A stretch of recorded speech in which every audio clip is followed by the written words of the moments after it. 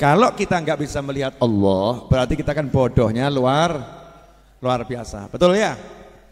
Nah makanya Al-Wahid satu, gak ada yang lain. Bu, kamu disuruh milih suami, pilihannya 50, mudah atau susah? Susah. Kalau nggak ada pilihan, pilihannya cuma itu saja, terpaksa mau ono yo kuwi piye meneh gitu kan ya, terpaksa mau. Datang seorang kepada seorang ulama, kalau saya nggak salah Ibrahim bin Adham rahimahullah atau yang lain saya lupa ya.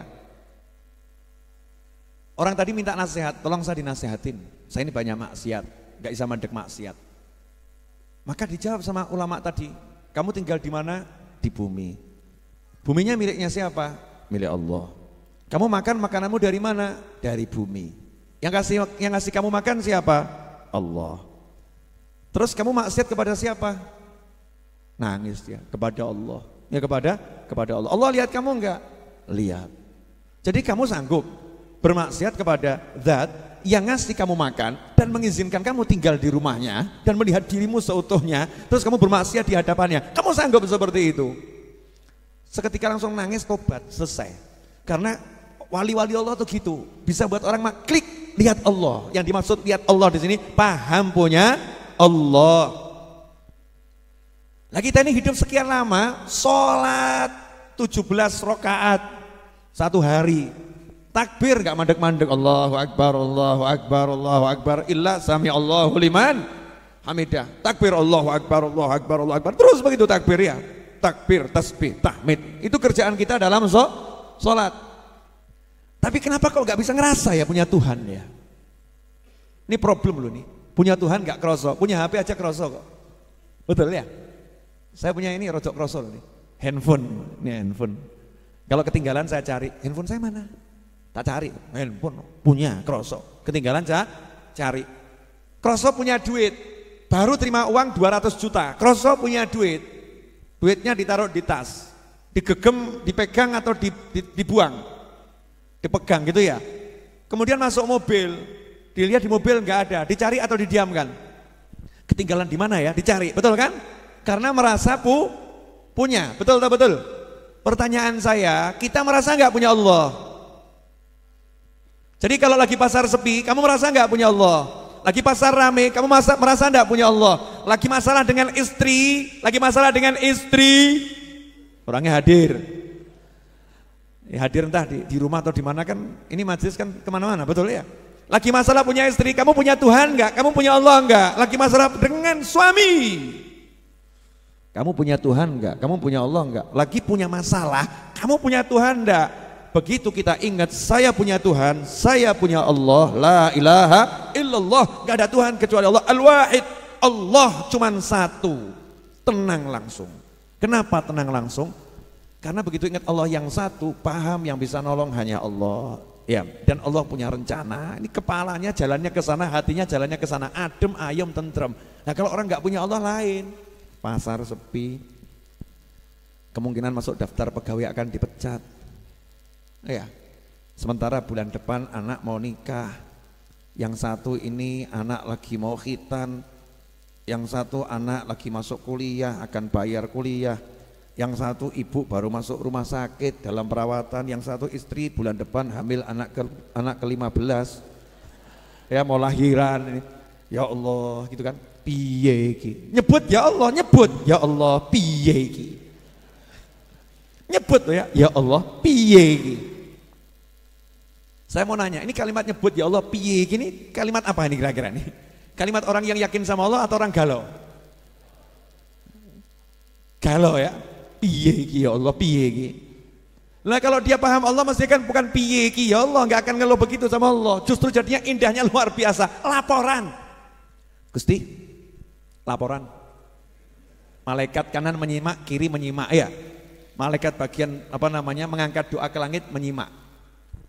Bulan depan anak mau nikah, bulan depan istri kemungkinan besar melahirkan, bulan depan begini, hari ini seperti ini, begini, laporan ya Allah pasar sepi, sampai detik ini penghasilan 0. Tapi aku punya kamu ya Allah, beresin ya Allah ya. Ayam mati nih.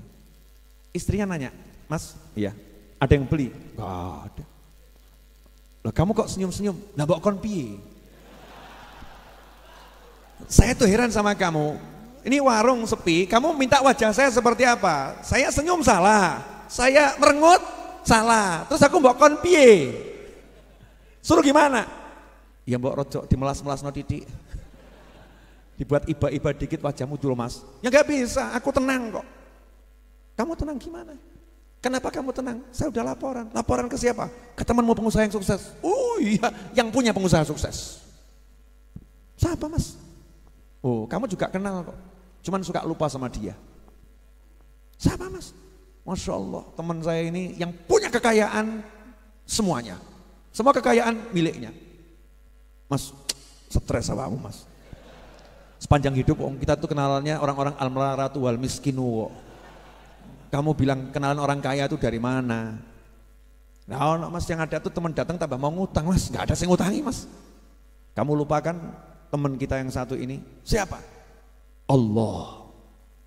Bujuni terus jawab, Allah sih ya Allah Mas, tapi tokonya sepi Mas. Ada enggak model wanita seperti ini Bu? Ada enggak? Pertanyaan saya, ini yang salah istrinya atau suaminya? Loh ada dua pendapat tuh. Pendapat yang kelompok istri model begini mengatakan, iya suami jangan terlampau pede, doanya kabul. Jangan terlampau pede, doanya kabul. Ini kalimat lebih menyesatkan. Jangan terlampau pede, doamu kabul. Padahal Nabi mengajari syarat terkabulnya doa harus pede, doanya kabul. Wa anta muqinun bil ijabah. Kalau kamu nggak pede, doamu kabul, itu tanda doamu nggak kabul. Gampang ya? Gampang toh? Nah kok ini istri ngajari, udah Pak, kamu jangan doa begitu. Yang begitu-begitu tuh kalau Habib Novel, Habib Syekh gitu ya, nah itu pantas, kabul. Kamu niru kok Habib Novel, Habib Syekh. Aduh Mas, wes iki riwayat rekoso Mas.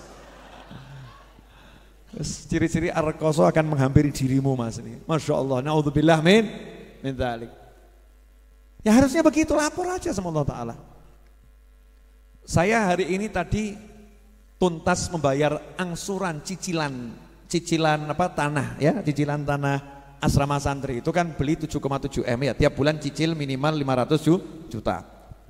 Yang bulan Juli itu saya transfer selesainya hari Jumat ini ya, total alhamdulillah selesai 500 juta. Yang bulan Agustus yang punya tanah ngomong, Habib minta tolong saya ada perlu mendesak, tolong nanti akhir Agustus siapkan 1 miliar ya.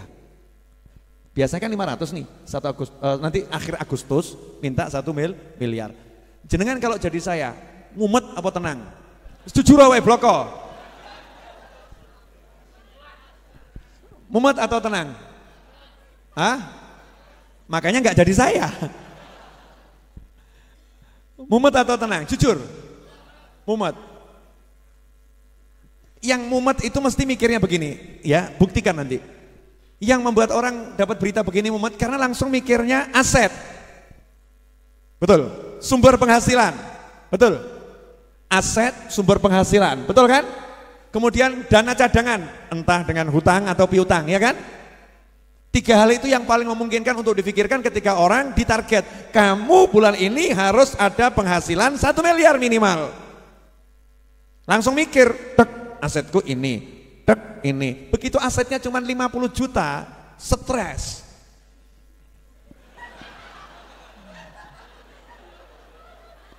Istrinya nanya, Mas, kenapa Mas?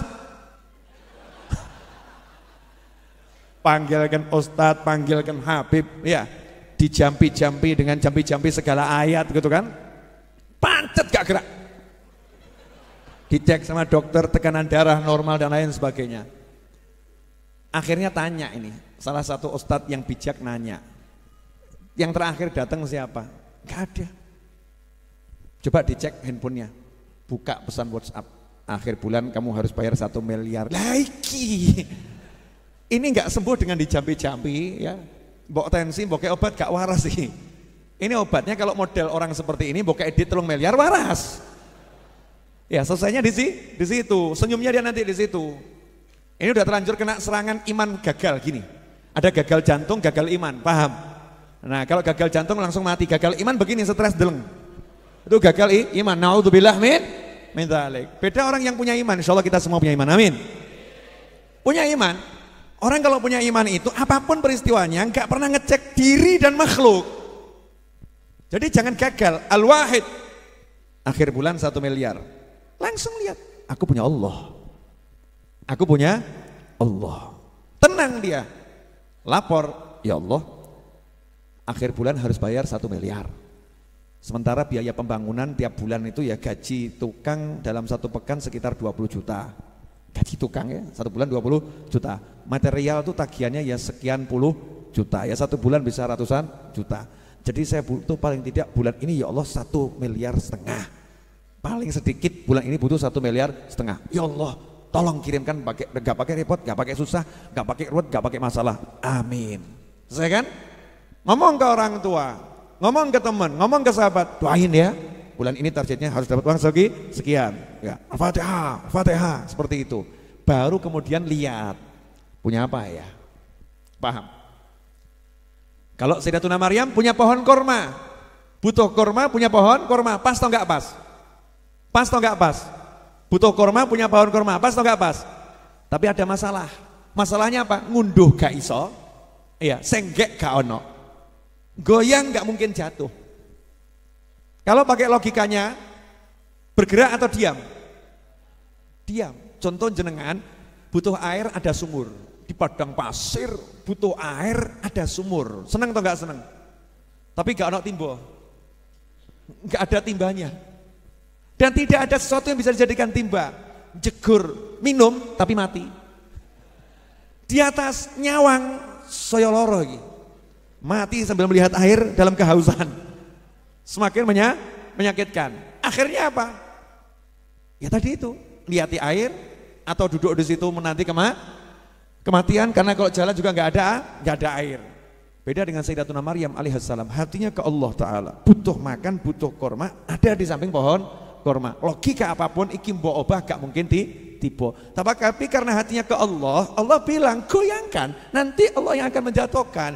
Jalankan tugasmu goyang, selesai. Goyang gak goyang, tugasmu goyang. Pegang batangnya digoyangkan, gak goyang. Tapi buah kormanya jatuh. Kamu punya hajat besar. Kesalahan fatal kita adalah begitu punya hajat besar lihat aset, punya hajat besar lihat penghasilan, punya hajat besar lihat sumber-sumber pemasukan. Salah. Hajat besar lihatlah Allah. Gusti, hajat. Apa kata Allah? Tanya sama Nabi Muhammad SAW, kalau ada hajat bagaimana? Nanya Kanjeng Nabi, Kanjeng Nabi ada hajat bagaimana? Gak ketemu Nabi, nanya sama siapa? Ulama ada hajat bagaimana? Bagaimana Nabi mengajarkan? Oh Nabi mengajarkan banyak sekali cara agar hajat terkabul. Apa saja itu? Lakonono semakin banyak semakin bagus. Kamu wujudkan hajat orang lain. Allah tidak akan menyanyiakan seorang hamba selama hamba itu mau membantu saudaranya. Allah akan selalu membantu hamba itu. Allah akan selalu wujudkan wujud seorang hamba selama hamba itu mewujudkan hajat saudaranya. Siapa wujudkan satu hajat saudaranya, Allah akan wujudkan sekian puluh hajatnya. Oh begitu? Iya. Apalagi? Oh kamu sholat hajat. Minta siapa sholat hajat 2 rakaat, doa hajatnya akan ditolak oleh Allah Subhanahu wa ta'ala. Oh begitu iya. Dah jangan banyak-banyak Ustaz ngajarinya, 2 saja cukup. 2 saja cukup. Mulai dia jalankan itu. Bergerak gitu, wujudkan hajat orang lain, wujudkan hajat orang lain. Nawaitunya Allahumma 1,5 miliar. Ini wujudkan hajat itu kira-kira ngeluarkan duit atau ngambil duit? Ngeluarkan duit. Ngeluarkan tenaga atau ngambil tenaga? Ngeluarkan tenaga. Logikanya dia semakin berkurang atau semakin nambah? Semakin berkurang, betul ya? Logikanya begitu. Tapi kalau udah urusan sama Allah, buangan akalmu.